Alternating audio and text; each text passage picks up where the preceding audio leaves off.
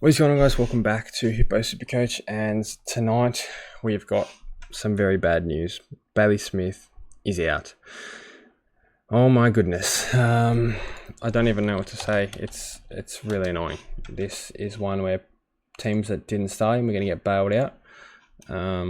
Not sure exactly how long he's going to be out for. Hopefully only this week. But, geez, it's annoying.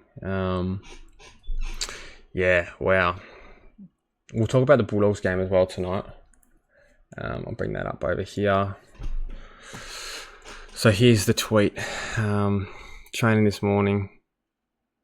Yeah, supposedly.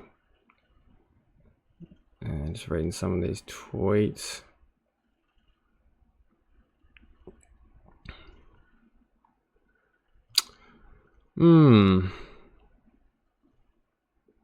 And a lot of trades are going to be locked in because it's probably going to be, you know, like Davidson or Perryman.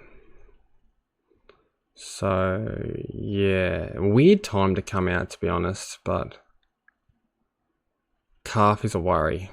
Calf is a big worry. Let's hope he doesn't miss too much time.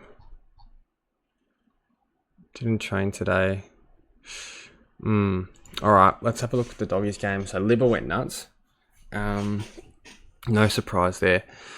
Bailey Dale 140, another huge score from him. Anyone that started him, you'd be pretty happy. Sam Darcy 117. Looked unbelievable. Like his first half especially, he kicked 3 goals. Like he was just dominating. Pretty much carried him tonight. And then everyone else pretty average. Offray 100 again, so you'd be happy with that. He's got to come into consideration next week because he's going to make a bit of coin. So we'll wait and see what the break even looks like. Matthew Kennedy died a little bit in that second half. Riley Sanders, so 62. He was on track for a lot less, but it's just not good enough for that price, unfortunately. So rest in pepperoni to anyone that has him. I'm pretty sure that's about it. Davidson 72. Really happy with that bounce back. So was planning on looping, as you guys can see, I was planning on looping Max Hall with Connor Stone and Davidson.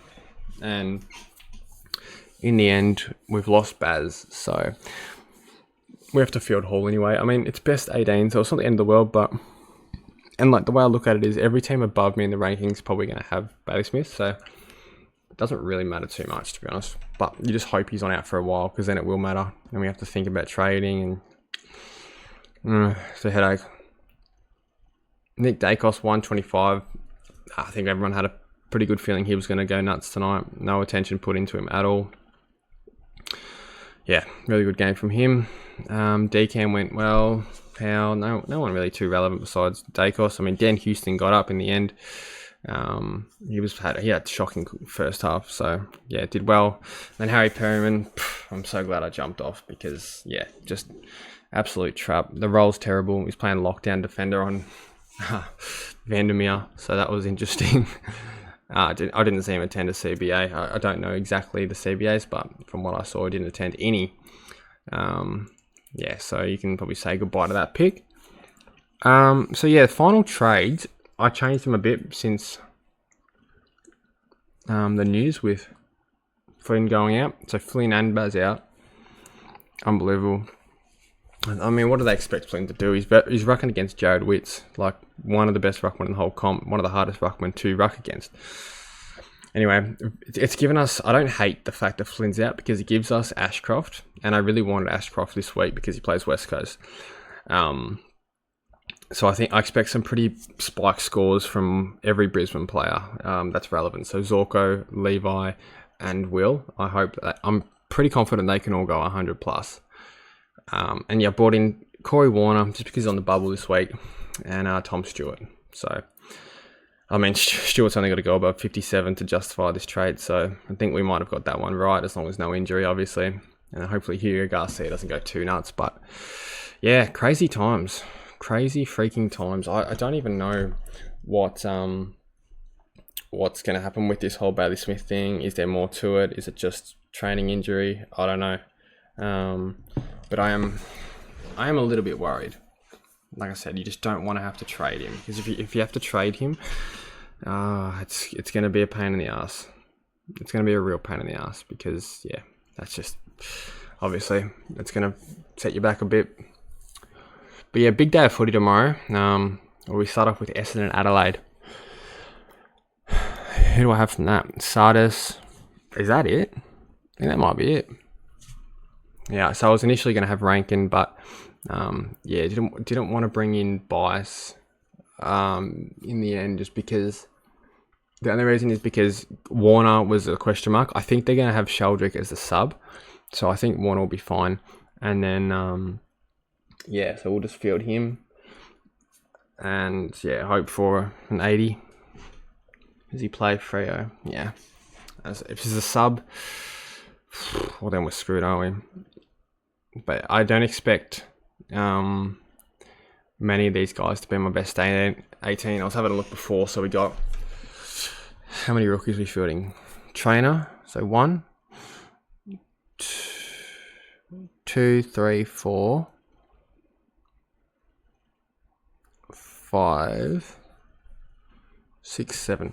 So, and Ashcroft 8. But the ones like I'm really expecting to give me bad scores: Trainer, Sardis. So that's 2. Max Hall 3, and probably Corey Warner 4. So I reckon Davidson is going to be my lowest score at 72, which I'm not super unhappy about. So yeah, we'll take that. And then the rest should go pretty well, I would expect. Yeah, the rest should go pretty well. And then Levi Ashcroft, yeah, I'm pretty confident he goes like 80 plus this week, as long as he's not the sub. Anyway, guys, that's it for the video. BAZ is out, Flynn is out, it's carnage. But we're sitting all right, to be honest. Best 18, we don't need to panic too much. I would like to have Rankin tomorrow, but yeah, we just couldn't quite do it. It just made more sense to grab Warner, who's played the 2 games, rather than Bice, that's played the 1. So we're going to get a price rise guaranteed out of Warner as soon as he steps on the field. So yeah, fingers crossed he can play well as well and keep his spot for a few weeks. But I'm not expecting too much, especially with Mills and all that coming back. Anyway, that's it for the video. Have a good night, and I'll see you in the next one.